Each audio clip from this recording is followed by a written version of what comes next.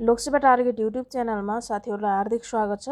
आज मिति 2078 साल साउन महिनाको 20 गते बुधबारको दिन गोरखापत्र ज्ञानसागर पृष्ठमा छापिएका लोकसेवा सामग्री अन्तर्गत अति महत्त्वपूर्ण वस्तुगत प्रश्नोत्तर लिएर म उपस्थित भएकी छु। लागौँ आजका प्रश्नोत्तरतर्फ। पहिलो प्रश्नमा रहेको छ, सरकारले राष्ट्रिय योजना आयोग को उपाध्यक्षमा कसलाई नियुक्त गर्यो? डाक्टर विश्व पौडेल। यसको सही उत्तर रहेको छ डाक्टर विश्व पौडेललाई 2078 साउन 12 गते सरकारले योजना आयोगको उपाध्यक्षमा नियुक्त गरेको हो। दोस्रो प्रश्नमा रहेको छ, सिन्धुलीगढी युद्ध सङ्ग्रहालयको उद्घाटन कहिले गरियो? विक्रम सम्वत 2078 साउन 13। यसको सही उत्तर रहेको छ नेपाल अङ्ग्रेज युद्धमा नेपालीले 1824 सालमा विजय प्राप्त गरेको ऐतिहासिक सिन्धुलीगढीमा सङ्ग्रहालयको निर्माण गरिएको छ। सिन्धुलीगढी युद्ध सङ्ग्रहालयको निर्माण ऐतिहासिक सम्पदाहरूको संरक्षणका साथै सिन्धुली जिल्लालाई पर्यटकीय क्षेत्रका रूपमा विकास गर्न समेत यो मद्दत पुग्ने जनाइएको छ। नेपाली सेनाको नागरिक सहयोग अभियान अन्तर्गत 2076 साल भदौ महिनादेखि सङ्ग्रहालय बनाउन सुरु गरिएको हो। तेस्रो प्रश्न रहेको छ, विश्व रेन्जर दिवस कहिले मनाइन्छ? जुलाई 31। यसको सही उत्तर रहेको छ। चौथो प्रश्नमा रहेको छ, दक्षिण एसियाकै पहिलो सुरुङ मार्ग चुरियामाई सुरुङ मार्गको पुनर्निर्माणको शिलान्यास कहिले गरियो? विक्रम सम्वत 2078 साउन 14। यसको सही उत्तर रहेको छ सुरुङ मार्ग निर्माण भएको 104 वर्षपछि सम्पदाहरूको संरक्षण र पर्यटकीय गन्तव्यका रूपमा विकास गर्ने उद्देश्यले जीर्णोद्धार सुरु गरिएको छ। मर्मत सम्बरको अभावमा जीर्ण ऐतिहासिक एवं पुरातात्विक महत्त्वको सो सुरुङ मार्ग विक्रम सम्वत 1974 मा निर्माण भएको थियो। सुरुङ मार्गको परिकल्पनाकार ब्रिगेडियर कर्णेल डिल्लीजङ थापाको अगुवाईमा निर्मित सुरुङ मार्ग निर्माण सम्पन्न गर्न 2 वर्ष लागेको थियो। मकवानपुर र बारा जिल्लाको सिमानामा अवस्थित चुरे पहाडलाई खोपेर सुरुङ मार्ग निर्माण गरिएको छ। विक्रम सम्वत 2020 देखि 21 सम्म यही सुरुङ मार्ग भएर जीप लगायतका साना सवारी आवतजावत गर्थे।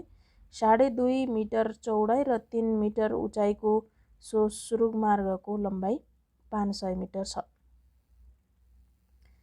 प्रश्न नम्बर 5 मा रहेको छ, टापु महादेश तथा कङ्गारुको महादेश भनी चिनिने महादेश कुन हो? अस्ट्रेलिया। यसको सही उत्तर रहेको छ। छैटौँ प्रश्नमा रहेको छ, युरोप महादेशको सबैभन्दा लामो पर्वत श्रृङ्खला कुन हो? यो आल्प्स पर्वत श्रृङ्खला। यसको सही उत्तर रहेको छ। 7औँ प्रश्नमा रहेको छ, ओजोन तह संरक्षण सम्बन्धी पहिलो अन्तर्राष्ट्रिय सम्मेलन कहिले र कहाँ आयोजना गरियो? सन् 1987 क्यानाडाको मोन्ट्रियल। यसको सही उत्तर रहेको छ। काठमाडौँ उपत्यकामा सवारी प्रदूषण जाँच गर्न कहिलेदेखि थालिएको हो? विक्रम सम्वत 2051 वैशाख 1। यसको सही उत्तर रहेको छ। 9 नम्बर प्रश्नमा रहेको छ, साइटिसको पुरा रूप के हो? यो convention on international trade in endangered species of world fauna and flora रहेको छ। Convention international trade in endangered species of the world fauna flora रहेको छ। यो दुर्लभ एवं सङ्कटग्रस्त वन्यजन्तु तथा वनस्पतिको संरक्षण गर्ने उद्देश्यले यो महासन्धि सन् 1975 जुलाई 1 देखि लागू भएको हो। नेपालले सन् 1975 मा नै यस सन्धिमा हस्ताक्षर गरेको हो। 10औँ प्रश्नमा रहेको छ, नेपालमा केन्द्रीय बैंक तथा वाणिज्य बैंकहरूको सुधारका लागि सञ्चालन गरिएको कार्यक्रम कुन हो? वित्तीय क्षेत्र सुधार कार्यक्रम। यसको सही उत्तर रहेको छ। 11औँ प्रश्नमा रहेको छ, 11औँ नम्बरमा नेपालमा सबैभन्दा धेरै कर्मचारी कार्यरत रहेको संस्थान कुन हो? नेपाल विद्युत प्राधिकरण। यसको सही उत्तर रहेको छ। नेपालमा सर्वप्रथम स्थापना भएको उद्योग अर्थात् संस्थान कुन हो? विराटनगर जुट मिल। यसको सही उत्तर रहेको छ। विक्रम सम्वत 1993 मा यसको स्थापना भएको थियो।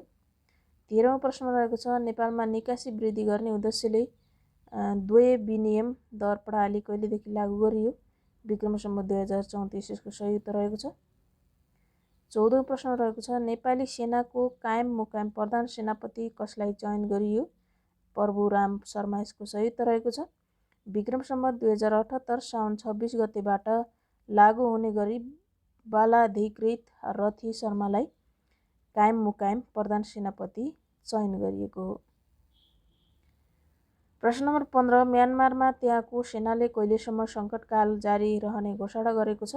सन् 2023 अगस्तसम्म यसको सही उत्तर रहेको छ।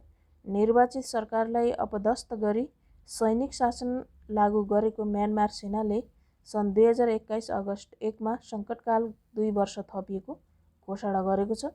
सन् 2021 फेब्रुअरीमा सेनाका प्रमुख जनरल मिन आङ हेलवेङले आफूलाई प्रधानमन्त्री घोषणा गरेका थिए।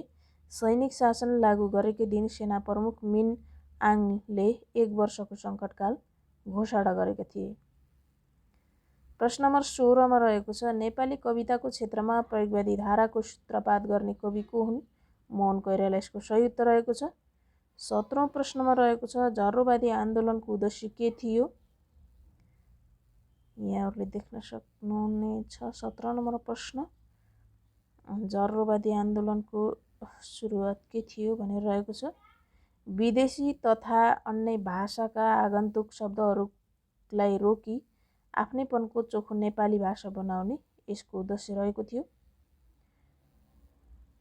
18औं प्रश्नमा रहेको छ मन्त्री परिषदले देशभरका 753 वटा स्थानीय तहमा रोजगार सेवा केन्द्र स्थापना गर्ने निर्णय कहिले गरेको हो?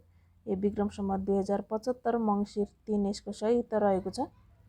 19औं प्रश्न रहेको छ विश्वमै दुर्लभ एक सिङ्गे गैंडाको संरक्षणका लागि सरकारद्वारा घोषित 4 वर्षीय योजनाको अवधि कुन हो?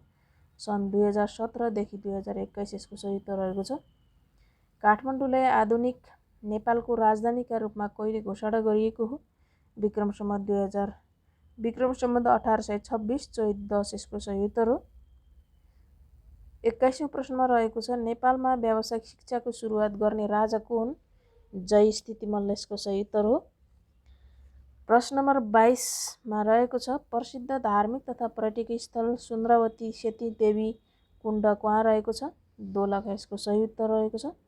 सुन्द्रावती सेतीदेवी मन्दिर आसपास रहेको पहराको एउटा ढुङ्गामा 7 वटा अद्भुत र आकर्षक कुण्ड रहेको छ।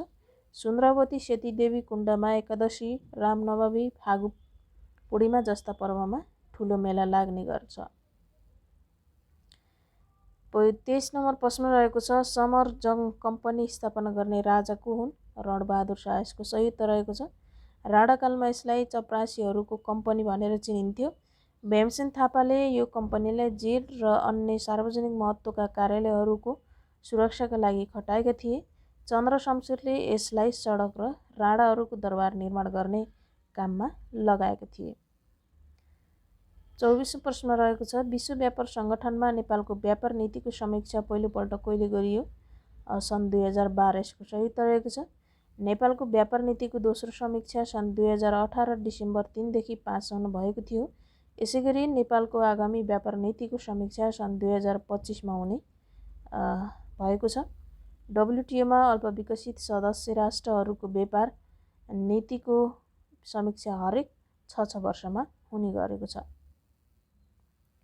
25औं प्रश्न रहेको छ दुई फरक गुण भएका जीव बीज प्रजनन गराई ठिमा उत्पादन गर्ने प्रक्रियालाई के भनिन्छ? हाइब्रिडाइजेसन यसको सही उत्तर रहेको छ। 26औं प्रश्नमा रहेको छ पार्लियामेन्ट अफ नेपाल नामक मोबाइल एप कहिलेदेखि सञ्चालनमा आएको हो? विक्रम सम्वत 2074 साउन 12 यसको सही उत्तर रहेको छ। युएनडिपीको सहयोगमा बनाइएको यो एप मार्फत संसदीय गतिविधि अर्थात् संसदको बैठक प्रत्यक्ष रूपमा हेर्न र सुन्न सकिन्छ। प्रश्न नम्बर 27 पवित्र तीर्थस्थल एवं पर्यटकीय क्षेत्र देवघाट कुन कुन नदीको सङ्गम स्थलमा रहेको छ? कालीगण्डकी र त्रिशुली यसको सही उत्तर रहेको छ।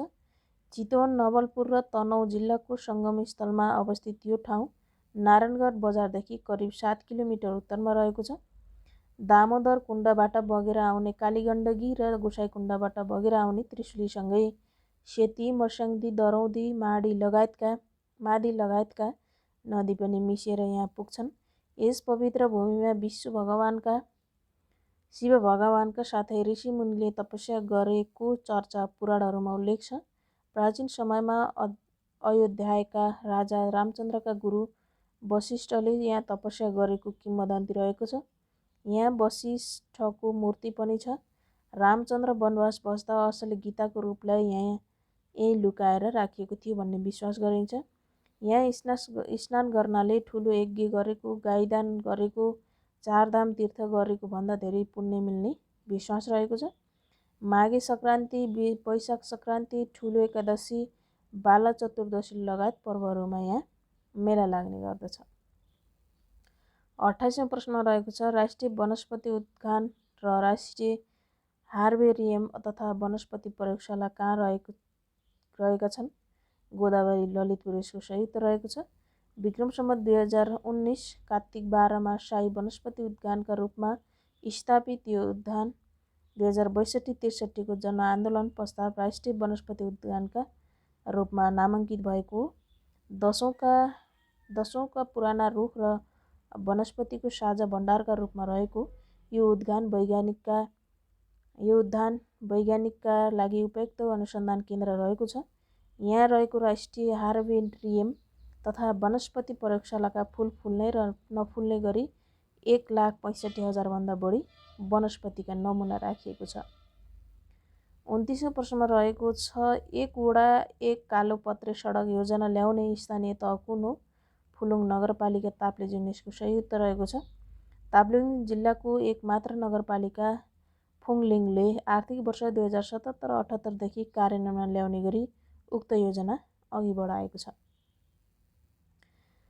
30 नम्बर प्रश्नमा रहेको छ इन्टरपोलको सदस्यता नेपालले कहिले प्राप्त गरेको हो? सन् 1967 सेप्टेम्बर 27 यसको सही उत्तर रहेको छ।